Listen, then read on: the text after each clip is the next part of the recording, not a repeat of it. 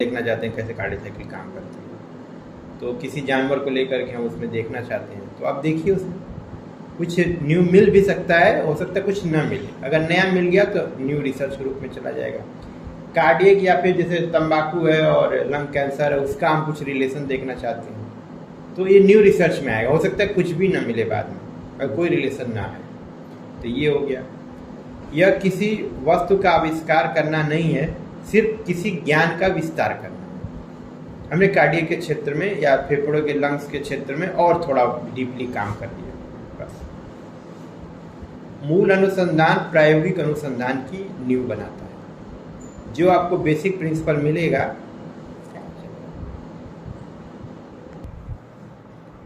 तो मूल अनुसंधान जो होते हैं समझो बेसिक प्रिंसिपल के लिए बनते हैं, और ये जो भी आपको मिलेगा ये प्योर रिसर्च या विशुद्ध रिसर्च के रूप में या फिर बेसिक रिसर्च के रूप में माना जाता है। इसी के रिपोर्ट पे जो आप देंगे हमको रिपोर्ट की हमने ऐसा ऐसा ऑब्जर्व किया है, उसके आधार पे फिर और परीक्षण होंगे, प्रायोगिक परीक्षण। जैसे आपने बोला कि ठीक है ट्यूबरकुलोसिस हो रहा है अपना हॉस्पिटल के आसपास जहाँ ट्यूबरकुलोसिस के पेशेंट हैं वहाँ, और वहाँ से और तेज़ी से बढ़ रहा है, तो किस मायने में बढ़ रहा है? वहाँ की चाय की टपरी से बढ़ रहा है कि या फिर वही जो मेडिकल वेस्ट हैं उनका मैनेजमेंट सही से नहीं हो रहा है, घर को हॉस्पिटल के बगल में ही फेंक दिया जा रहा है, ठीक है, या फिर वो शरीर के अंदर किस माध्यम से जा रहा है? ये सब क्या हो जाएगा? बेसिक रिसर्च के ऊपर फाउंडेड होगा, ठीक है। फिर आता है अप्लाइड रिसर्च। एक तो बेसिक रिसर्च हो गया जो आपके फंडामेंटल क्लियर करेंगे। फिर आता है व्यवहारिक या प्रायोगिक रिसर्च, इसको अप्लाइड रिसर्च बोलते हैं। अप्लाइड रिसर्च का लक्ष्य आधुनिक दुनिया की व्यवहारिक समस्याओं को हल करना है, ठीक। यह आमतौर पे महंगा है, क्योंकि जब भी आप कोई चीज़ कंक्रीटली प्रूव करना चाहेंगे, ठोस रूप में प्रूव करना चाहेंगे, तो एविडेंस बहुत तगड़े चाहिए होंगे, और एविडेंस के लिए आपको इक्विपमेंट चाहिए होंगे। इक्विपमेंट में फंडिंग चाहिए, समय चाहिए, टीम वर्क चाहिए, है ना। तो ये क्या करता है कि समस्याओं का एक तो आप उसको एनालिसिस करेगा और उसका क्या सल्यूशन हो सकता है उसके बारे में बताएगा, ठीक। जैसे किसी एक विशिष्ट व्याधि की चिकित्सा करनी, जैसे मान लो कोविड की चिकित्सा करनी थी, तो इसमें दो चीज़ आएगा कि अचानक से समस्या आ गई, प्रॉब्लम ओरिएंटेड रिसर्च, तो देखे होगे उस समय। दूसरा हो गया प्रॉब्लम सॉल्विंग रिसर्च। तो दो तरह के समस्याएं उस समय थी और दोनों का निवारण अलग अलग जगह से किया जा रहा था। प्रॉब्लम ओरिएंटेड रिसर्च में क्या था कि आपका जीवन कैसे बीतेगा, घर में आप 1 महीना कैसे रहेंगे, भले आपको रामायण दिखाएगी 1 महीना, ठीक है, और आपको थोड़ा थोड़ा करके कि 4 दिन और रुकना है, 1 हफ्ते में खुल जाएगा, ठीक है। ये प्रॉब्लम ओरिएंटेड रिसर्च थे। उसके तो उस दौरान आप घर से बाहर कैसे जाएंगे आपको समझाया गया। घर से अंदर आने के बाद आप सामान का कैसे धुलाई करेंगे, चीज़ों को कैसे रखेंगे, ये सारी चीज़ों के बारे में प्रॉब्लम बेस्ड रिसर्च थी। उसी रिसर्च पे धीरे धीरे आपको रिकमेंडेशन आते थे, मास्क लगा लीजिए, कपड़े वाला भी चल जाएगा, और N95 वाला लगेगा, ये हो गया। दूसरा एक विंग काम कर रहा था जो प्रॉब्लम सॉल्विंग में लगा हुआ था, जो इसके लिए मेडिसिन तैयार कर रहा था, और क्या नाम है कि ये आपका वैक्सीन आया उसके लिए। ये प्रॉब्लम सॉल्विंग रिसर्च की वजह से ही है, ठीक। हमने उसको प्रॉब्लम को एक्सेप्ट किया कि ये प्रॉब्लम है, कोविड वायरस जो फैल गया है, इसको हमको रोकना, उसके लिए हमने वैक्सीन बनाई। तो जो अप्लाइड रिसर्च होते हैं दो तरह के होते हैं, एक प्रॉब्लम ओरिएंटेड रिसर्च होते हैं, एक प्रॉब्लम सॉल्विंग रिसर्च होता है। अच्छा, ऐसा भी नहीं है कि जो अपना कोवैक्सीन या कोविशील्ड बना लिया वही बहुत बड़ा वो है, अचीवर है। जो अपना सिंपल जो वॉश करने के लिए जो पैर वाला नहीं बनाए थे, एक मशीन बनाए थे, उस पर हाथ पैर से दबाओ और ऊपर से गिर जाता था, वो छूने की जरूरत नहीं थी उसको।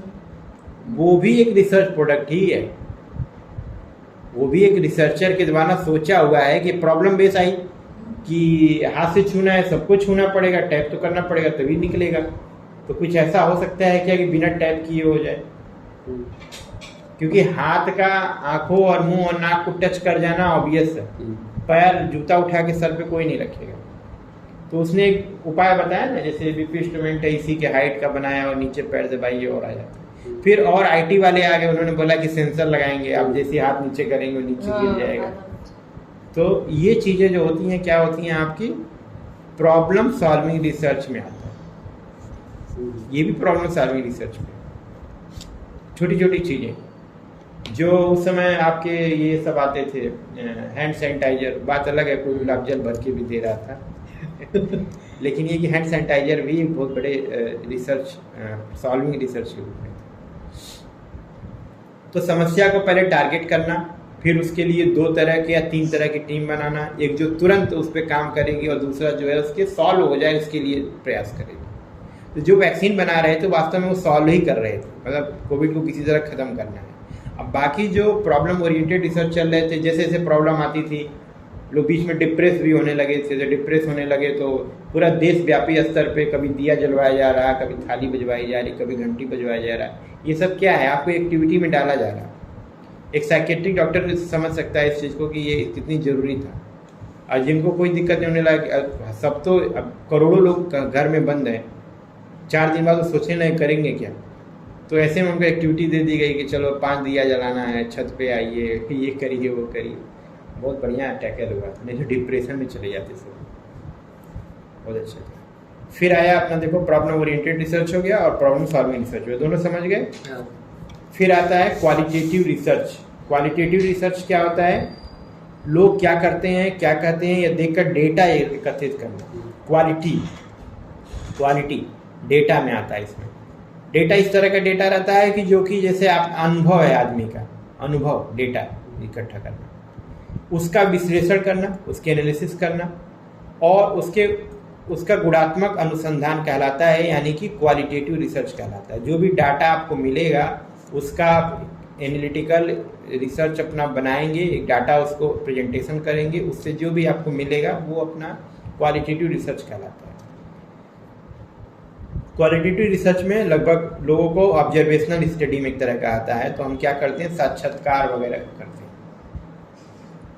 जैसे कहीं गांव में चले गए और वहाँ पे कोई बीमारी फैली हुई है तो हमने सबका वो कर लिया, साक्षात्कार, इंटरव्यू कर लिया, ठीक, कि आपको कैसा लगा, आपको कब बीमारी हुई, आप कैसे ठीक हुए, आपने ठीक होने के लिए क्या किया, उस दौरान आपको कैसा महसूस हुआ, ये सारा हमने डाटा इकट्ठा किया।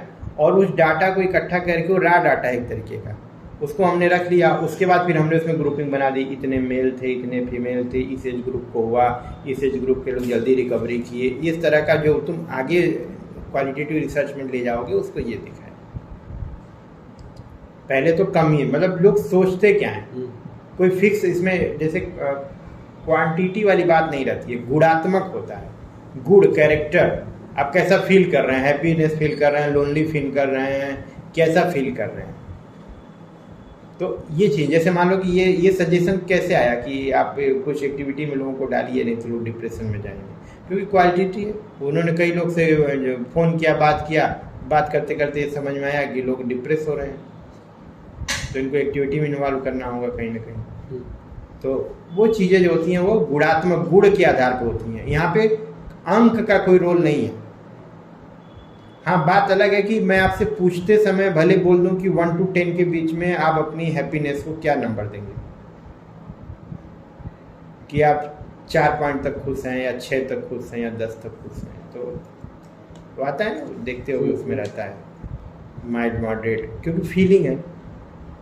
जैसे सर्विस सेंटर में जाओगे तो देते हैं, चार्ट देते हैं, बाद में तो टिक कर देते हैं, इमोजी बना रहता है, हैप्पी से रोने से लेकर के हैप्पी तक रहता है।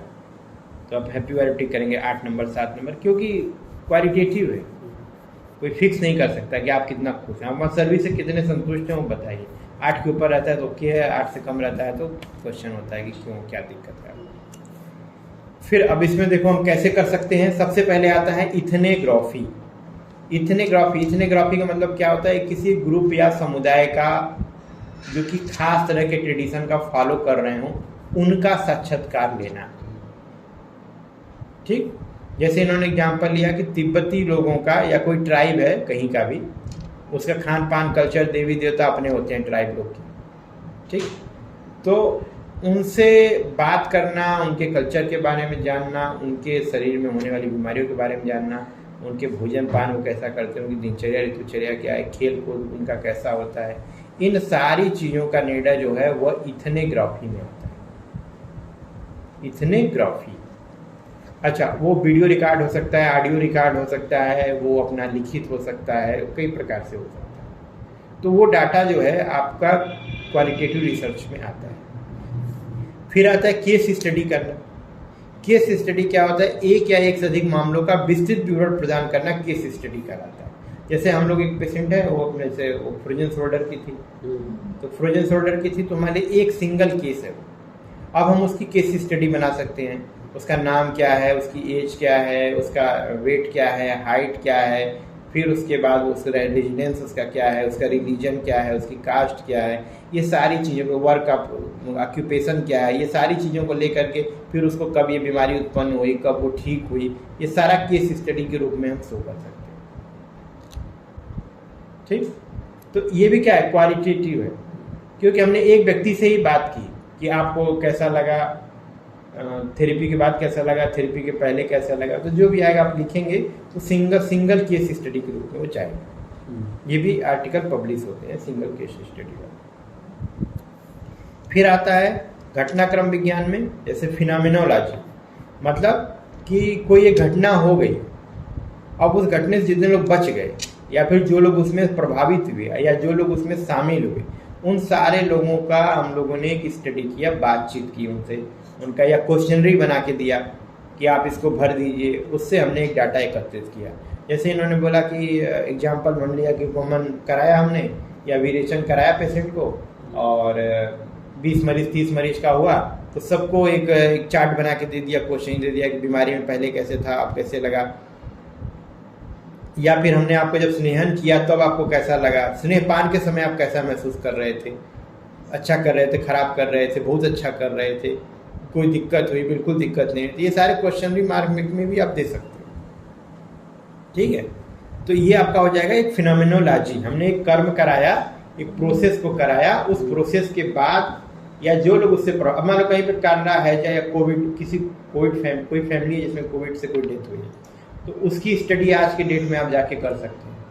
उसके बाद उनके जीवन में कितना बदलाव आया, बीमारियों को लेकर के अब उनका सोच क्या है, कि हाइपर रिएक्टिव हो गए हैं, जुकाम भी आएगा तो भी परेशान हो जाएंगे, तो ये भी चीज़ें होती हैं। तो इस तरह का एक सिद्धांत, मतलब ये घटनाक्रम, फिनोमेनोलॉजी।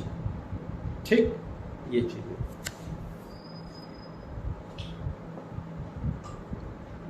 जैसे दिया अखंड दुग्धपान करने पर कैसा महसूस हुआ, दुग्धपान कराइए या मुलट्ठी का काढ़ा पिलाइए, तो लोग बोलेंगे ना कि एकदम चोक हो गया, परेशानी हुई, कुछ लोग बोलेंगे बहुत इजीली चला गया, कोई दिक्कत है, तरह तरह के रिस्पॉन्स आएंगे, आप उसको रिकॉर्ड करिए बस, क्योंकि ये क्वालिटी है, हर व्यक्ति अपना अपना बताएगा, सिंपल सी बात। फिर आता है ग्राउंडेड थ्योरी। ग्राउंडेड थ्योरी क्या होता है कि यह शोध उस डेटा के अवलोकनों पर आधारित है जहां से इसे विकसित किया गया है। यह विभिन्न डेटा स्रोतों जैसे मात्रात्मक डेटा, साक्षात्कार आदि का उपयोग करता है। जैसे ऑलरेडी एक ने इंटरव्यू करके और एक समुदाय का, एक ट्राइब का करके रख दिया और वो आपको मिला विथ परमिशन उनके, आपने उसको किया, जो उन्होंने नहीं देखा आपने उसमें देखा। उससे डाटा एनालिसिस की क्षमता, विद्या वितर्क विज्ञान, वितर्क है, आप कर सकते हैं, तो आपने उस तरह से किया। अब जाहिर सी बात है, जैसे मान लीजिए अगर कोई डाइटिशियन होगा तो फूड पोर्शन पे ज़्यादा ध्यान दे रहा होगा, बॉडी बिल्डअप पे ज़्यादा ध्यान दे रहा होगा।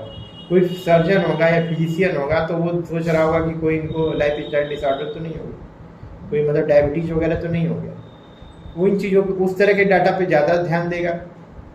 कोई गायनिकोलॉजिस्ट होगी तो वो गायनी से रिलेटेड रोगों के बारे में ज़्यादा सोच पाएगी। सेम डाटा सेम मरीज पर, इसीलिए एक्सपर्टीज की जरूरत होती है।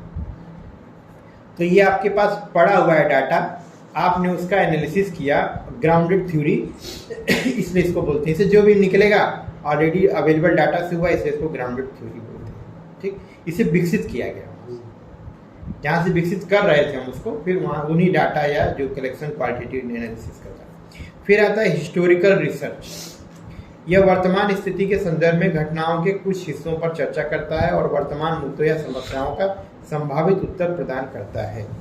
जैसे अभी मान लो कोई बीमारी पैदा हो गई है, तो अब हमें जो हिस्टोरिकल, यानी कि अब थोड़ा सा 10 दिन 15 दिन 1 महीना पहले सोचना होगा कि कहाँ से ये बीमारी आई है। ठीक, तो हम पहला उत्तर देंगे बीमारी आई कहाँ से है, क्वालिटेटिव पूछ करके। ठीक, कि गोलगप्पा कहाँ खाए, टाइफाइड हुआ है, गोलगप्पा कहीं तो खाए होगे, गंदी चीज़ें कहीं ना कहीं से तो आई हैं, साल्मोनेला टाइफी पहुंचा है शरीर में, तो उसकी हमने हिस्ट्री लिया। हिस्ट्री लेने के बाद फिर हम समझ गए कि ये फलाने जगह से फैल रहा है। तो भविष्य के लिए उत्तर आपको सूचना देंगे, वहाँ मत खाना, वहाँ खाने से आदमी बीमार पड़ जाता है ना। तो ये हिस्टोरिकल रिसर्च कहलाता है। तो ये आपका क्वालिटेटिव रिसर्च हो गया। अब आता है क्वांटिटेटिव रिसर्च, जहाँ पे अंकों का खेल है, नंबर्स जहाँ पे होंगे। क्वांटिटेटिव रिसर्च व्यवस्थित जांच को के मात्रा, मतलब क्वांटिटेटिव रिसर्च कहते हैं जो क्वांटिटेटिव डाटा रहता है, जो नंबर्स जहाँ रहेंगे उनके रिसर्च को हम लोग क्या बोलते हैं, क्वालिटेटिव रिसर्च। क्वांटिटेटिव रिसर्च में एक न्यूमेरिकल वैल्यू उत्पन्न करता है, संख्यात्मक डेटा उत्पन्न करता है, या ऐसा डेटा उत्पन्न करता है जिसे संख्याओं में परिवर्तित किया जा सकता है। अब वमन कैसा लगा, ये हो गया आपका क्वालिटेटिव, लेकिन कितने वेग आए ये हो गया आपका क्वांटिटेटिव, है ना। तो इसमें इन तरह के नंबरों का हम लोग यूज करते हैं। जैसे आपने मरीज ठीक किए, ओके है, कितने मरीज ठीक किए, मरीज ठीक किए ये आपका क्वालिटेटिव हो। अरे हमने बहुत मरीज ठीक किए, कितने मरीज ठीक किए हैं, 10 किए, 5 किए, 8 किए ये आपका हो जाता है क्वांटिटेटिव, जहाँ पे नंबर वेरी करने लगता है, नंबर का गेम जहाँ आता है। अब आता है इन दोनों को मिक्स्ड ऑब्जर्वेशनल एंड इंटरवेशनल रिसर्च, ये अलग तरह का रिसर्च। ये देखो ऑब्जर्वेशनल रिसर्च क्या होते हैं, इसको हिंदी में बोलते हैं अवलोकनात्मक अनुसंधान, यानी आप देख रहे हैं, ऑब्जर्व कर रहे हैं, जिसमें व्यक्तिगत विषय या घटना का प्रत्यक्ष अवलोकन शामिल होता है। ठीक, यह मतलब आप उसको सामने सामने देख रहे हैं। यह प्रयोगात्मक यानी कि आपका एक्सपेरिमेंटल और हस्तक्षेप इंटरवेशनल दोनों तरह से हस्त संबंधी अनुसंधान से अलग है, जिसमें कृत्रिम वातावरण बनाया जाता है और कम से कम एक चर वस्तु के प्रयोग के संदर्भ में हेरफेर किया जाता है। तो ये उससे अलग है, इसमें केवल ऑब्जर्वेशन, आप केवल देख रहे हैं, आप इंटरफेयर नहीं कर रहे हैं, इसका डेफिनेशन नहीं है, ये उससे अलग बता रहा है। बात समझ में आई। ऑब्जर्वेशनल रिसर्च क्या होता है, केवल ऑब्जर्वेशन है, और जो आपका ये क्या नाम है इंटरवेंशनल रिसर्च होता है, उसमें आप इंटरवेंशन करते हैं, आप कुछ फैक्टर चेंज करते हैं, किसी को डालते हैं, किसी को निकालते हैं, ये सारा सिस्टम करते हैं। लेकिन इसमें आप कुछ नहीं करते, केवल आप देखते हैं। ठीक, अवलोकन तकनीक कम विश्वसनीय है, क्योंकि ऑब्जर्वेशन कर रहे हैं आपने, ना तो उसके खान पान पे कंट्रोल किया है, मतलब कंट्रोल स्टडी तो है नहीं, ना उसको आने जाने पे कंट्रोल किया है, ना तो उसके सोने जागने पे कंट्रोल किया है, ना मिलने जुलने वाले पे कंट्रोल किया है। तो ऐसे में क्या होता है कि इसमें जो डाटा, जो रिजल्ट आता है थोड़ा विश्वसनीय कम होता है, क्योंकि आपने ऑब्जर्व किया है, आप जहाँ तक ऑब्जर्व कर पाए होंगे वहीं तक ना। आपने बोला हमने देखा है कि वो सिगरेट नहीं पी रहा है, नहीं पीता, लेकिन क्या पता कहीं पीता। आप उसको एक कमरे में डालेंगे, एक हॉल में रखेंगे, तब ना उस पर ऑब्जर्व कर पाएंगे 24 घंटा सच में नहीं पीता है। तो ये चीज़ है। इसमें क्या होता है कि इसका प्रभाव भी बहुत लूज है, ऐसा दिया हुआ है, मतलब जरूरत पड़ने पर अपना दृष्टिकोण बदल सकते हैं, क्योंकि ऑब्जर्वेशन है, मैं ऑब्जर्व कर रहा हूँ कुछ, और आप बैठ के बगल में कुछ और ऑब्जर्व कर रहे हैं, तीसरा व्यक्ति कुछ और ऑब्जर्व कर रहा है, तो रिजल्ट तो अलग अलग आएगा ना। इसलिए इसको थोड़ा सा ऑब्जर्वेशनल स्टडी को ज़्यादा स्टैंडर्ड नहीं माना जाता। फिर भी इसका रोल है, क्योंकि पहले आप ऑब्जर्व करते हैं, कुछ चीज़ें बदलते देखते हैं, तभी आप उस पर आगे का बेस बनाते हैं, है ना। तो ऑब्जर्वेशन का तो, लेकिन ऑब्जर्वेशन स्टडी बहुत लार्जर हो जाती है। कोई एक बीमारी का ऑब्जर्वेशन देखना है तो 2-4-10,000 लोग को देखेंगे तब जाके समझ में आएगा। फिर आता है, देखो इसमें दो तरह से होता है, तीन तरह से होता है, ये देख लो। सबसे पहले आता है कोवर्ट ऑब्जर्वेशनल रिसर्च, तो यानी कि जैसे इस तरह की हॉलीवुड में कई सारी मूवी भी है, जैसे उसमें वो क्या करते हैं कि उसी में शामिल रहते हैं वो, जैसा होता है ना इसमें विक्टिम के रूप में वो भी बैठे हुए हैं, बाल पता सब वही कर रहे हैं, सब उन्हीं का किया धरा है। हाँ क्या पिक्चर का नाम नहीं बताना है? नहीं सर, पिक्चर का नाम नहीं बता रहे, हम सोच रहे हैं। ठीक है। तो कोवर्ट ऑब्जर्वेशनल रिसर्च में रहता है कि शोधकर्ता अपनी पहचान का खुलासा नहीं करता है, कि वह या तो विषयों के साथ मिश्रित हो जाता है या दूर से अवलोकन करता है। ठीक है, तो 4 लोग हैं रिसर्च में शामिल है, 5वां उसमें एक और 5वां आके जुड़ गया जो कि रिसर्चर है। वो खुद भी सेम इन्वायरमेंट को फेस कर रहा है, सेम चीज़ें कर रहा है, सेम दवाइयाँ खा रहा है, प्लेसिबो ग्रुप में, प्लेसिबो में मतलब सब कुछ अपने आप में फील कर रहा है। तो इसमें क्या होता है कि इसको हम लोग बोलते हैं कोवर्ट ऑब्जर्वेशनल रिसर्च, यानी खुद शामिल होकर के उन चीज़ों को फील करना, ठीक। या फिर आप देख रहा है तो दूर से देख रहा है, लेकिन क्या है कि वह अपनी पहचान खुलासा नहीं कर रहा है कि यही रिसर्चर है, क्योंकि रिसर्चर को देख करके जो पार्टिसिपेंट होते हैं अपना नज़रिया चेंज कर देते हैं, कुछ और बोलने लगेंगे, बात को बदल देंगे। तो इसमें खतरा है पहचान जानने पर, और न पहचान जाने पर एकदम नेचुरल मिलेगा जो भी रिजल्ट आएगा। इसमें लाभ क्या है, रोगी या विषयों के सहयोग की आवश्यकता नहीं है। दूसरा, रोगी या विषयों का व्यवहार शोधकर्ता की उपस्थिति से दूषित नहीं होगा। उन्हें क्या मालूम कि तुम ही शोध करता हो, तो जैसा फील करेंगे नहीं आराम हो रहा तो बताएंगे आराम नहीं हो रहा, ठीक है। लेकिन अगर जान जाएगा शोध करता हो तो हो सकता है बोले कि हाँ थोड़ा थोड़ा लग रहा है, या पूरा डिनाई कर देंगे एकदम आराम नहीं हो रहा और आराम करवाओ, ठीक है, ऐसा हो सकता है। फिर आता है अपरोक्ष, ओवर्ट, वो कोवर्ट था, ये ओवर्ट है। ओवर्ट ऑब्जर्वेशनल रिसर्च, शोधकर्ता अपनी पहचान का खुलासा करता है और अवलोकन के उद्देश्य को बताता है, ठीक। इसमें शोधकर्ता क्या होगा, ओवर्ट स्टडी, ओवर्ट स्टडी मतलब ओपन, वो बताएगा कि मैं ही रिसर्च कर रहा हूँ और मैं आपको देख रहा हूँ और मैं सुबह शाम आपका इंटरव्यू लूँगा, आपसे पूछूंगा, इस तरह की चीज़ें। इसमें दिक्कत ये होती है कि रोगी अपने विषय और व्यवहार को बदल सकता है, ठीक है। होता है ना, जैसे टीचर के बिना आप लोग कितना सारा बोलते हैं और टीचर के आने के बाद एकदम चुप हो जाते हैं, आती हुई चीज़ के बारे में भी नहीं बोल पाते, तो क्या है, यही तो है। ऑब्जर्वेशनल के बारे में आप जान गए हैं तो आप उस तरह का व्यवहार करेंगे, आपको नहीं पता है तो 2 लाइन तो बोलेंगे ही बोलेंगे, भले गलत हो। फिर आता है पार्टिसिपेंट ऑफ, एक तीसरे नंबर का होता है शोधकर्ता की भागीदारी, यानी पार्टिसिपेशन ऑफ रिसर्चर। शोधकर्ता जिस विषय का अवलोकन कर रहा है वह स्वयं सहभागी हो जाता है ताकि उस विषय या प्रक्रिया को वह करीब से अवमूल्यन कर सके।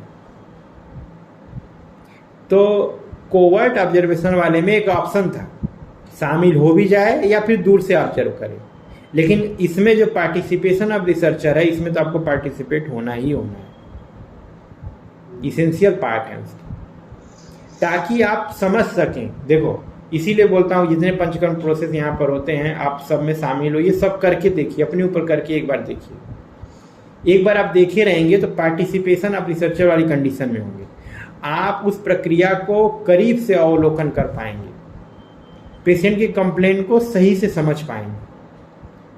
वरना आप ऑब्जर्वेशनल वाले में होंगे, दूर से देख रहे हैं तो बस पेशेंट कुछ बोल रहा है कि हमको ये दिक्कत हो रही है, आप कहना अरे कुछ नहीं होता, कुछ नहीं, बहुत लोग का देखे हैं, आप देखे हैं केवल, लेकिन उसको फील नहीं किए, इसलिए कहा था उसको फील करो।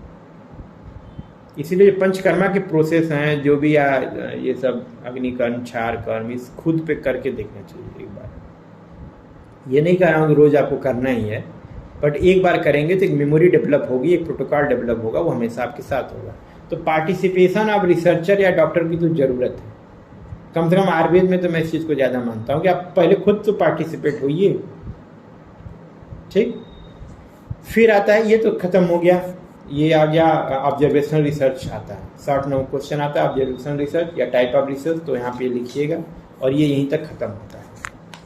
अब आता है एक नया टॉपिक जिसको बोलते हैं कि इंटरवेंशनल रिसर्च, जहाँ पे इंटरवेंशन मतलब हस्तक्षेप करना।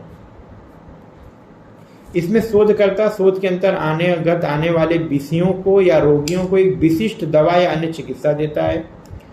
उन्हें विशिष्ट औषध या चिकित्सा दी गई है, उनकी तुलना उनसे की जाती है जिन्हें नहीं मिली है। तो इस तरह की स्टडी में क्या होता है, हमेशा 2 ग्रुप या 3 ग्रुप बनाते हैं। मान लो 2 ग्रुप बना लिए, ग्रुप ए ग्रुप बी। अब ग्रुप ए को एक मेडिसिन दे रहे हैं और ग्रुप बी को प्लेसिबो देंगे या फिर कोई मेडिसिन नहीं देंगे, और हम देखेंगे कि दोनों का रिजल्ट क्या है। तो पहले वाले में हमने इंटरवेंशन किया है ना, दवा दे रहा हूँ। मान लो आम वात का रोगी है, 2 ग्रुप बनाया, दोनों 25-25 पेशेंट का, तो जो क्लासिकल वही ले लेते हैं, 30-30 पेशेंट का 2 ग्रुप बनाया और एक ग्रुप को, ग्रुप ए को हमने सिंगनाथ गोगलू दिया और ग्रुप बी को सिंगनाथ गोगलू की जगह पे ऐसे ही कुछ भी दे दिया या प्लेसिबो टाइप का दे दिया, ठीक, जिसमें कोई मेडिसिन नहीं है। अब ये जो चिकित्सा हो जाएगी, इसमें हमने पहले वाले में इंटरवेंशन कर दिया, मतलब उसको एक मेडिसिन दे दी, हस्तक्षेप किया ना, दूसरे वाले को हमने कुछ नहीं किया। तो इस तरह की स्टडी क्या होती है, इंटरवेंशनल रिसर्च कहलाती है। दूसरा ग्रुप भी इसी अंतर्गत आएगा क्योंकि हमने उसमें कुछ नहीं किया, ये भी एक तरह का हस्तक्षेप माना जाएगा। एक को तो औषधि दे रहे थे, दूसरे कुछ भी नहीं दे रहे थे, दूसरे वाले में दूसरे की हीलिंग प्रक्रिया में हस्तक्षेप कर दिया ना, कोई प्रॉब्लम क्रिएट की उसमें। अच्छा, अब ये हस्तक्षेप के जो इंटरवेंशनल रिसर्च होते हैं, इंग्लिश वाला भी याद करिएगा बस। इंटरवेंशनल रिसर्च जो होते हैं वो फिर वो कई प्रकार के हो सकते हैं, उसको हम लोग देख लेते हैं। सबसे पहले क्या होता है, प्रिवेंशन ट्रायल, यानी कि इन परीक्षणों का उद्देश्य रोगों को की रोकथाम करना है। प्रिवेंशन ट्रायल, जैसे कोविड आया था तो बहुत सारे प्रिवेंशन ट्रायल मेडिसिन दिए गए। अभी बहुत सारे बीमारियां होती हैं तो उसमें हम लोग कोई औषधियाँ ट्रायल के रूप में दे देते हैं कि देखें इसमें इनको इससे आराम हुआ था, ये वाली औषधि भी इसी के लिए इंडिकेटेड है, देखें आराम होता है कि नहीं होता है। तो प्रिवेंटिव ट्रायल के लिए हो सकता है एक्टिव एक काम कर जाए, ठीक। फिर आता है डायग्नोस्टिक ट्रायल। इन परीक्षणों का उद्देश्य किसी विशेष व्याधि के निदान की प्रक्रियाओं को ढूंढना है। डायग्नोसिस बनाने के लिए हम इंटरवेंशन करके कि इससे जांच करके देखते हैं। बहुत सारी चीज़ें होती है ना, किट से जांच। किट कैसे डेवलप हुआ, रैपिड था और फिजिबल है, ईजी है, आपको जल्दी मिल जाएगा। प्रिसीजन भी उसके अंतर्गत है। पहले मरीजा टेस्ट वगैरह पूरा स्लाइड लगा के होते थे, अब तो किट से एक आइडिया लग जाता है तुरंत ही। टाइफाइड के भी किट अवेलेबल हो गए हैं। तो ये क्या होगा, डायग्नोस्टिक ट्रायल करना, ट्रायल कर करके उन्होंने एक प्रोडक्ट आपको प्रोवाइड करा। अब आता है ट्रीटमेंट ट्रायल। तो चिकित्सा नई दवाओं का संयोजन खोजना, यानी कि कॉम्बिनेशन बनाना, इसके साथ ये चल जाएगा, इसके साथ ये चल जाएगा। जैसे प्लेटलेट काउंट में भी हम जैसे गुड़ूची का प्रयोग, करेका पपाया लीफ एक्सट्रैक्ट का प्रयोग, ये सब कर रहे हैं ना, आजातूत का प्रयोग, ये सब क्या है, नए दवाओं का संयोजन करना। उनका संयोजन करके इस समय देखो कैप्सूल्स आते हैं करेका पपाया लीफ एक्सट्रैक्ट के साथ। पहले लोग बोलते थे पत्ता खोजो, वो करो, साल भर के अंदर ही सब अवेलेबल हो गए। रोगों के उपचार के लिए नए दृष्टिकोण अपनाना। नए दृष्टिकोण, जो पुराना प्रोटोकॉल है वो तो ठीक है, लेकिन नए प्रोटोकॉल कुछ डेवलप करने का प्रयास करना।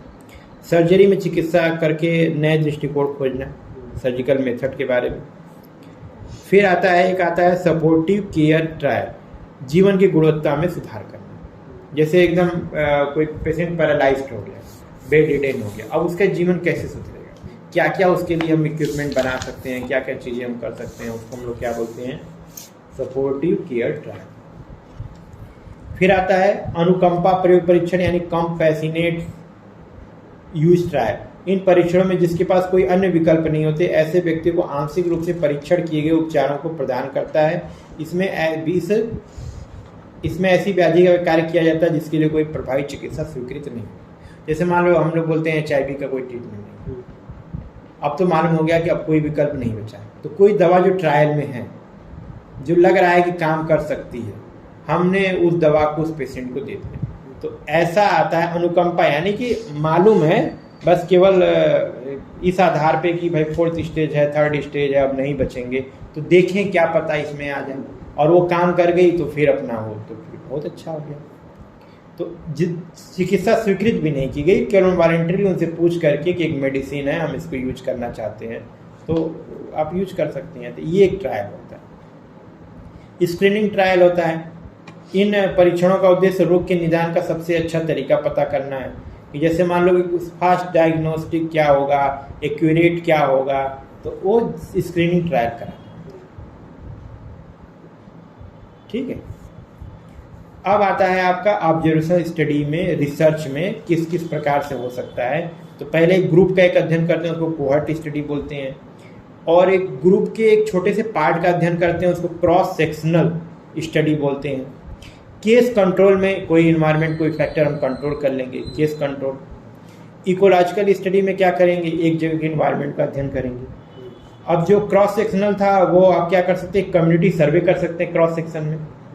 जैसे आप सब लोग BMS स्टूडेंट हैं, तो हमें BMS स्टूडेंट के बारे में जानना है, उनके मान लीजिए उनकी पढ़ाई का स्तर क्या है। तो हमने क्या किया कि अब पूरे भारत का तो कर नहीं सकते। तो जब सिलेबस एक है, 2-4 कॉलेज चुनेंगे जहाँ पे स्टैंडर्ड पढ़ाई होती है, वहाँ के बच्चों से हमने पूछा और फिर हम एक स्टडी बना के बोलेंगे कि BMS के बच्चे इस हद तक जानते हैं। तो ये कम्युनिटी सर्वे टाइप का हो गया, ठीक है। फिर आता है नेस्टेड केस कंट्रोल स्टडी, मतलब एकदम ग्रुप में बिल्कुल एकदम प्रिसाइज एक ही व्यक्ति का स्टडी करना। अच्छा, कोहर्ट स्टडी में देख लो, कोहर्ट स्टडी करना है, ग्रुप का अध्ययन करना है तो 2-3 तरह से कर सकते हो। प्रोस्पेक्टिव कर सकते हो, मतलब आगे आगे की तरफ, रिट्रोस्पेक्टिव कर सकते हो, पीछे की तरफ, यानी कार्य से कारण की तरफ जाना जो होता है वो रिट्रोस्पेक्टिव होता है। कार्य देख लिया, कारण की तरफ जाना, रिट्रो जाना है। पढ़े हो ना तुम लोग कि बादल आए हैं तो बारिश होगी, तो प्रोस्पेक्टिव स्टडी हो गई। बारिश हो रखी है, बाढ़ आ रखी है, इसका मतलब बारिश हुई है, ठीक, रिट्रोस्पेक्टिव हो गया। और टाइम सीरीज स्टडी जो होता है, जो एक खास टाइम पीरियड के अंतर्गत किया जाता है। अब इसको हम लोग एक एक करके डिटेल पढ़ लेते हैं। सबसे पहले कोहर्ट स्टडी होती है। इसमें एक समान विशेषता या अनुभव करने वाले लोगों के समुदाय या समूह को कोहर्ट करते हैं, जो एक ही तरह की फीलिंग करते हैं, मतलब एक ही ग्रुप के होंगे, एक ही समुदाय के होंगे, एक ही तरह की बीमारी उनको होगी, तो वो कोहर्ट कहलाएगा। जैसे लंग डिसऑर्डर वाले, अस्थमेटिक पेशेंट वाले कोहर्ट, वो एक ग्रुप हो गया, कोहर्ट हो गया। डायबिटीज वाले का हमने 10 पेशेंट 20 पेशेंट ले लिया, एक ग्रुप हो गया, एक कोहर्ट हो गया, ठीक। जैसे हमने अब आयुर्वेदिक टर्म में लेंगे तो वमन विरेचन कराते हैं, तो वमन जिसको देना है वो ग्रुप हो गया। तो जिनको वमन दिया गया, ऐसे एक समूह ने एक समूह वमन का गठन किया, ठीक। जैसे आजकल करते हैं ना, बाइक वाले करते हैं ज़्यादातर, बाइक वाले जो बुलेट वाले रहते हैं, बोलते हैं कि हमारा ग्रुप है, अलग से उनका व्हाट्सएप ग्रुप चलता है, ठीक है। अच्छा। तुलना समूह संख्या सामान्य जनसंख्या से हो सकता है, जहां से एक अन्य समूह हो सकता है, अन्यथा जो सामान्य लेकिन जांच के तहत पदार्थ के लिए थोड़ा सा कोई जोखिम ना हो।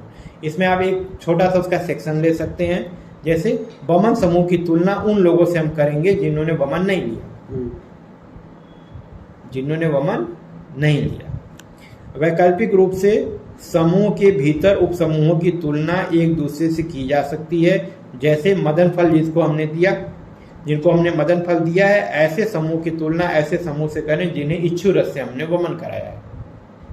एक कोहर्ट किसका बन गया, जो मदन फल से वमन कराए हैं। तो या फिर और इजीली समझना हो कि जैसे मान लो इच्छु रस से कोई वमन कराया है और कोई अपना ये मधुयष्टि फाउंड से वमन कराया है, तो दोनों का अनुभव कैसा कैसा रहा, किसने अच्छे से वमन किया, किसको दिक्कत नहीं है। तो ये सारा आता है आपका कोहर्ट स्टडी ग्रुप में आता है। अब आता है प्रोस्पेक्टिव कोहर्ट स्टडी। प्रोस्पेक्टिव यानी आगे की तरफ, यह एक अध्ययन है जिसमें अध्ययन के तहत कुछ विशेष कारकों में भिन्न समान व्यक्तियों के एक समूह को ध्यान में रखा जाता है, यह निर्धारित करने के लिए कि ये कारक एक निश्चित परिणाम की दर को कैसे प्रभावित करते हैं। एग्जाम्पल बहुत अच्छा दिया हुआ है, जैसे कोई बच्चों का समूह है, वह एक हाइपोथेसिस बना रहा है कि जो डेंटल कैरीज होता है उन बच्चों में अधिक होगा जो चॉकलेट रोज खाते हैं, बनस्पत उनके जो हफ्ता में एक बार खाते हैं, ठीक। तो ये प्रोस्पेक्टिव कोहर्ट स्टडी हो गई। प्रोस्पेक्टिव कोहर्ट स्टडी हो गई कि हमने आपको बताया कि जो बच्चे हफ्ते में एक बार चॉकलेट खाते हैं उनके दांत कम खराब होते हैं जो लोग इन कंपेयर टू जो रोज खाते हैं। तो आगे की तरफ हो गई स्टडी। रिट्रोस्पेक्टिव में क्या हो गया, हमने निकाला ऐसे बच्चों को जिनके दांत खराब हो चुके हैं ऑलरेडी, उनसे पूछा तुम चॉकलेट कितना खाते थे, तो रिटर्न आता है, ठीक। इसमें अन्वेषक पिछले रिकॉर्ड से डेटा एकत्र करता है।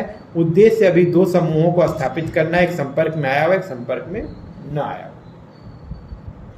तो जो इसमें क्या होता है, सभी घटनाओं का विकास से पहले अतीत में हुआ है, अभी हम डेटा इकट्ठा करते हैं, जबकि अग्र संचित जो पर्सपेक्टिव वाले में होता है उसमें वर्तमान बिंदु का अध्ययन करके हम उत्पत्ति को बताते हैं। तो आयुर्वेद के ज़्यादातर स्टडी क्या होते हैं, रिट्रोस्पेक्टिव स्टडी होती है, क्योंकि हमें ऑलरेडी पता रहता है कि ये दवा इस बीमारी में बताई गई है। हम क्या करते हैं, एक ग्रुप बनाते हैं और वो दवा का प्रयोग कर लेते हैं, रिटर्न करते हैं, वापसी रिट्रोस्पेक्टिव स्टडी करते हैं। जरूरत प्रोस्पेक्टिव की भी है, कोई नई मेडिसिन आ गई तो उसके बारे में देखा जाए कि भविष्य में कितने साल में काम करे।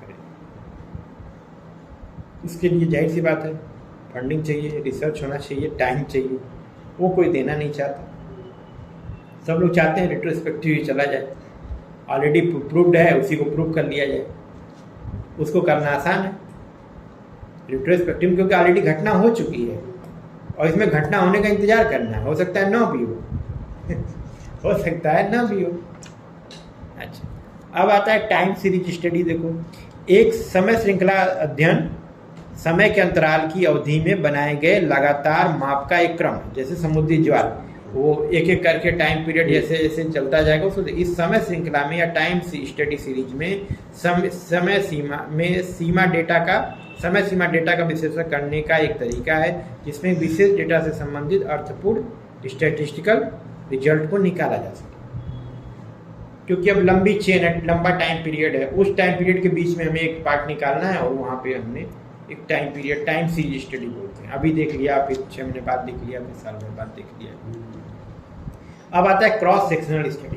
क्रॉस सेक्शनल स्टडी कुछ इसी तरह से वहाँ हम टाइम का क्रॉस कर रहे थे, यहाँ पे हम क्या करेंगे, इसका क्रॉस करेंगे, मतलब ग्रुप का। इस अध्ययन में परिभाषित समय में आबादी से एकत्र आंकड़ों का विश्लेषण किया जाता है, इसके हम क्रॉस सेक्शनल स्टडी बोलते हैं। डाटा कहीं का भी हो सकता है, किसी भी रीजन से कलेक्ट किया गया हो, लेकिन हमने अपनी स्टडी के लिए वहाँ पे एक खास सेक्शन को निकाल लिया। ठीक, सामान्यतः तीव्र या जीर्ण व्याधियों के प्रसार का आकलन करने के लिए इसका उपयोग किया जाता है क्रॉस सेक्शनल स्टडी।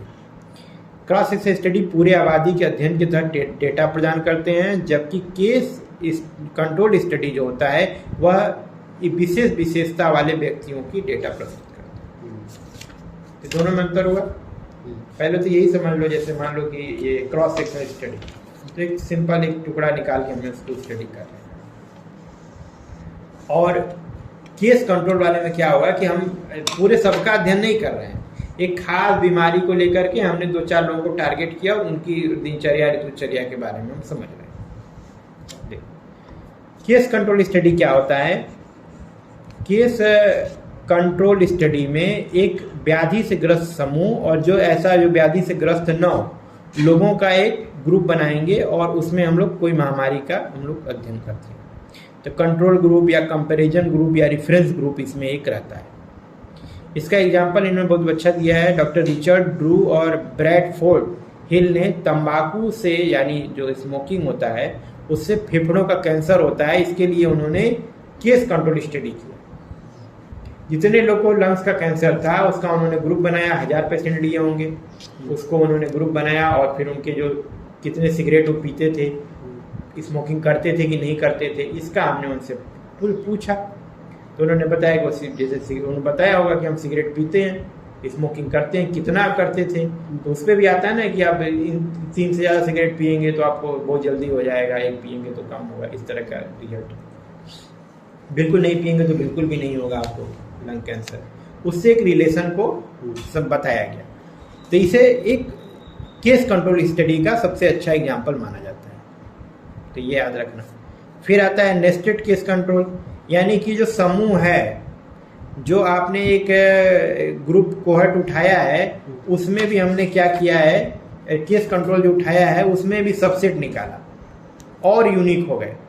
इस सबको लंग कैंसर था, ओके था, लेकिन हमने बोला कि नहीं, हम 20 से 50 साल की एज वाले ग्रुप का ही अध्ययन करेंगे, तो सेट का सबसेट निकाल लिया। तो उसको हम लोग क्या बोलते हैं, नेस्टेड केस कंट्रोल स्टडी। घोंसला और छोटे हो, पूरे पेड़ का अध्ययन नहीं करेंगे हम, केवल घोंसले का अध्ययन करेंगे, है तो पूरा इकोसिस्टम उसी का। ठीक है। फिर आता है इकोलॉजिकल स्टडी। चिकित्सकीय शोध के मामले में पारिस्थितिकी अध्ययन स्वास्थ्य पर जोखिम कारणों का अध्ययन है। उदाहरण देखो, जॉन स्नो का अध्ययन, ये बहुत फेमस एग्जाम्पल, इसको सुन लो।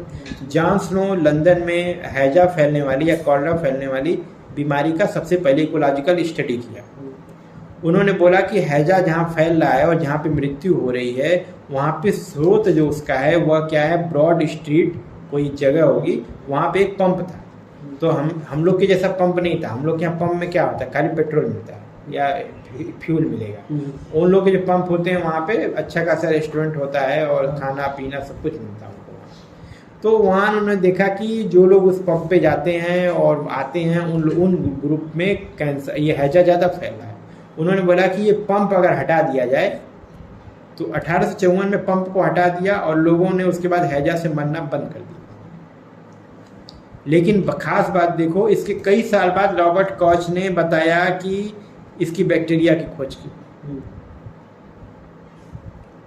और ये बताया कि बैक्टीरिया से ट्रांसमिशन होता था, इस वजह से लोग मरते थे। तो कहने मतलब हमें नहीं पता था बैक्टीरिया से फैल रहा है, फूड से फैल रहा है, क्यों फैल रहा है, बस इतना पता चला वो पेट्रोल पंप पे जो जाता है उसको वहां से हैजा हो जाता है। तो इकोलॉजिकल सर्वे, इकोलॉजी, आपके इकोलॉजी क्या है, आप जहाँ रहते हैं आपकी पारिस्थितिकी क्या है। तो जितने लोग हैजा से प्रभावित हुए उन सबकी पारिस्थितिकी में एक कॉमन पॉइंट आया कि सब लोग वहां पंप पे गए थे। तो उन्होंने बोला पंप को बंद करो, फिर देखते हैं। पंप बंद हो गया, हैजा बंद हो गया। बिना हमें बैक्टीरिया और रोग के बारे में जाने हमने एक इकोलॉजिकल सर्वे के द्वारा इस चीज को प्राप्त कर लिया। ठीक, अब आता है बहुत इंपॉर्टेंट है, एग्जाम में हर साल आता है, इस साल भी आएगा, इंटरवेंशनल रिसर्च। ठीक, जहां पे आप इंटरवेंशन करेंगे तो किस लेवल पे इंटरवेंशन करेंगे, तो उसमें क्या होता है, पहला आता है इसमें randomise control trial. Randomise control trial, ठीक, रैंडम लेंगे, सेलेक्ट करेंगे, लेकिन कंट्रोल जब हमारे पास आ जाएंगे तो उनको कंट्रोल कर लेंगे। Adaptive clinical trial. तीसरे नंबर पे नॉन रैंडमाइज ट्रायल। जो रैंडमाइज ट्रायल है वो फिर से 3 प्रकार का होता है, non blind, single blind, double blind. ठीक, अब देखते हैं रैंडमाइज कंट्रोल ट्रायल होता क्या है। रैंडमाइज कंट्रोल ट्रायल में के तहत आने वाले लोगों को रैंडम ढंग से एक या अन्य अध्ययन के लिए उनको आवंटित किया जाता है, यानी उनको सेलेक्ट किया जाता है रैंडम ढंग से। यह विभिन्न चिकित्सा इंटरवेंशन की प्रभावकारिता और प्रभावशीलता के परीक्षण के लिए होता है। इसलिए अच्छा माना जाता है क्योंकि सबसे पहले आपको कंट्रोल होना पड़ेगा। ठीक है, रैंडमाइज्ड है बट कंट्रोल ट्रायल है।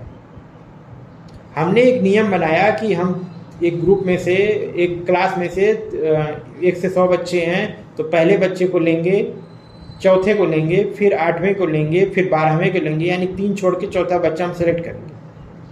तो ये क्या हो गया, एक तो रैंडम हो गया और कंट्रोल भी हो गया। रैंडमाइज कंट्रोल ट्रायल, समझ में आया? अब ये तो नहीं मालूम था हम चौथा लेंगे 8वां लेंगे, तुम जो भी ले लो कि हम तीसरा लेंगे तो ठीक है, 3 छोड़ करके हम बच्चे को सेलेक्ट करेंगे, उनका हम ग्रुप बनाएंगे और उनकी स्टडी करेंगे, वो कैसी पढ़ाई कर रहे हैं, वो पूरे क्लास को रिप्रेजेंट करेंगे। ठीक, फिर आता है इसमें कई तरह से डिजाइन कर सकते हो। तो डिजाइन करने में क्या हो, सबसे पहला पैरेलल ग्रुप। पैरेलल ग्रुप में से ज़्यादातर प्रयोग किए जाने जो सबसे कॉमन है वो यही है, parallel group randomised control trial. इसमें प्रत्येक जो पार्टिसिपेंट है एक समूह को रैंडम ढंग से सौंप दिया जाता है, जबकि और समूह में सभी प्रतिभागियों को हस्तक्षेप चिकित्सा प्राप्त होती है, यानी कि इंटरवेंशनल मेडिसिन मिलेगा, यानी एक को मिलेगा एक को नहीं मिलेगा, ऐसा हम ग्रुप बनाएंगे। तो यही तो अभी तक समझा, अभी तक इसी तरह का ट्रायल हो रहा था ना, रैंडमली सेलेक्ट किया और फिर उसके 2 ग्रुप बना दिए, या उसी को ग्रुप को या तो दवा दिया या तो नहीं दिया। इसको हम लोग बोलते हैं पैरेलल ग्रुप स्टडी। ठीक, फिर आप, क्योंकि एक रेफरेंस ग्रुप तो बना रहेगा ना, जिस ग्रुप से तुम इसको निकाले हो रैंडम, वो ग्रुप तो रहेगा ना, इसको दवा दिए हो, उस ग्रुप को नहीं दिए हो, जहाँ से तुम छांट के निकाले हो, 10 लोग को सेलेक्ट किए हो। अब आता है क्रॉस ओवर स्टडी।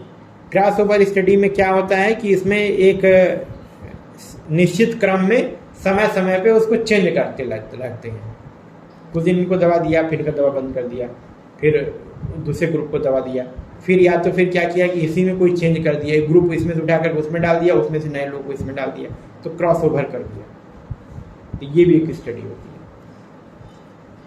फैक्टोरियल क्या होता है, वो इसमें प्रत्येक प्रतिभागी को समूह में रैंडम ढंग से निर्धारित किया जाता है, जो या तो प्राप्त करेगा या तो नहीं प्राप्त करेगा। वही 1 to 100 स्कोरिंग है, तो चौथे वाले को मिलेगा, 5वें को नहीं मिलेगा, ऐसा हमने पहले ही फिट कर दिया और पूरा 100 तक बांट दिया, एक को दवा दिया, एक को नहीं दिया। तो सबसे जो इसमें यूजफुल है वो है आपका parallel group randomised control trial, जो कि किया जाता है चिकित्सकीय क्षेत्र में।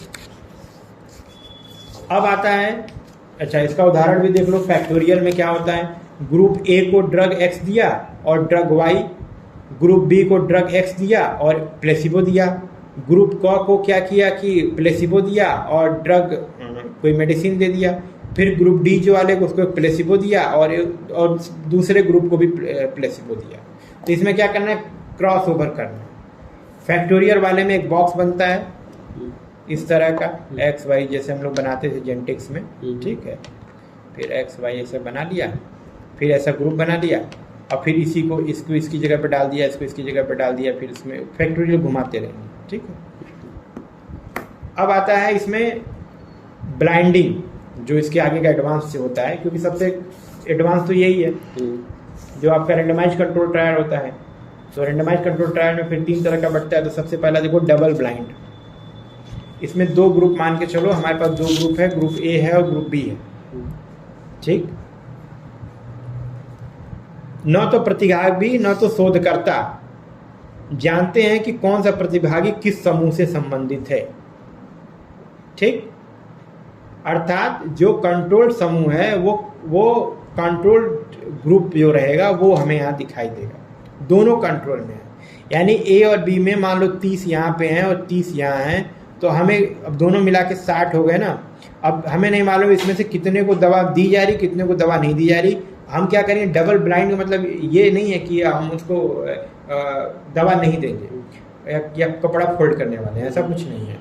हमें क्या करना है, एक बॉक्स देना है, बॉक्स पे मान ली हमने डॉट लगा दिया कि आपको क वर्ग की औषधि दी जाएगी। क वर्ग में क्या औषधि है किसी को नहीं मालूम, किसी को हमने बोला कि प वर्ग की औषधि दी जाएगी। अब क वर्ग में औषधि में क्या पड़ा हुआ है, न तो शोधकर्ता को पता है न तो प्रतिभागियों को पता है, ठीक। क्योंकि हमने एक को प वर्ग वाली औषधि दी, एक क वर्ग की औषधि दी। अब हम शोधकर्ता चूंकि अगर जान जाएगा कि इसमें औषधि पड़ी हुई है तो बायस्ड हो जाएगा, पूछेगा तुमको आराम हुआ कि नहीं हुआ, नहीं आराम हुआ होगा, तुमको जरूर आराम हुआ होगा। आम आदमी के सब पेशेंट है, 2 ग्रुप बनाया, एक को सिग्नल गूगल दिया, एक को नॉर्मल गूगल दिया। अब बायस्ड हो जाएगा रिसर्चर कि सिग्नल गूगल वाला तो क वर्ग में है, क्यों नहीं आराम हो रहा, आराम होना चाहिए, आराम होना चाहिए, ऐसा हो सकता है ना। तो इसमें क्या होता है, डबल ब्लाइंड होते हैं, शोधकर्ता को और पार्टिसिपेंट को, यानी रिसर्चर और पार्टिसिपेंट दोनों को नहीं पता होता कौन कौन सी दवा खा रहा है। इसको बोलते हैं डबल ब्लाइंड, यानी दोनों ग्रुप ब्लाइंड, ठीक। फिर आता है तुम्हारा एक ट्रिपल ब्लाइंड भी है, बाद बताऊंगा। फिर आता है तुम्हारा सिंगल ब्लाइंड। सिंगल ब्लाइंड में क्या होता है कि शोधकर्ता को केवल पता होता है, ग्रुप को नहीं पता होता। शोधकर्ता जो मेडिसिन दे रहा है उसको पता है, ठीक। प्रतिभागी को नहीं पता कि हम क्या खा रहे हैं, उसको ब्लैक बॉक्स बोलते हैं, उसको कुछ भी निकलेगा, कुछ भी खाओ। फिर आता है नॉन ब्लाइंड ट्रायल, इसमें दोनों को पता है कि हम कौन कौन सी दवा खा रहे हैं, तो इजी है। एक ट्रिपल ब्लाइंड होता है। ट्रिपल ब्लाइंड में क्या होता है, इसमें प्राधिकरण यानी कोई इंस्टीट्यूट होगा, वो परिणाम की निगरानी करेगा, शोधकर्ता नहीं करेगा। आपने दावा किया कि एक दवा मैंने बनाई है, ये दवा काम करती है, हमने बोला ठीक है आप भी शामिल होइए, लेकिन हम 2 ग्रुप बना रहे हैं, हम दवा दे रहे हैं, लेकिन आपको भी नहीं बताएंगे हमने किसको किसको कौन सी दवा दी है। इसका निगरानी मैं करूँगा, थर्ड पर्सन करेगा, इंस्टीट्यूट करेगा। इसको ट्रिपल ब्लाइंड हो गया, ये ट्रिपल ब्लाइंड।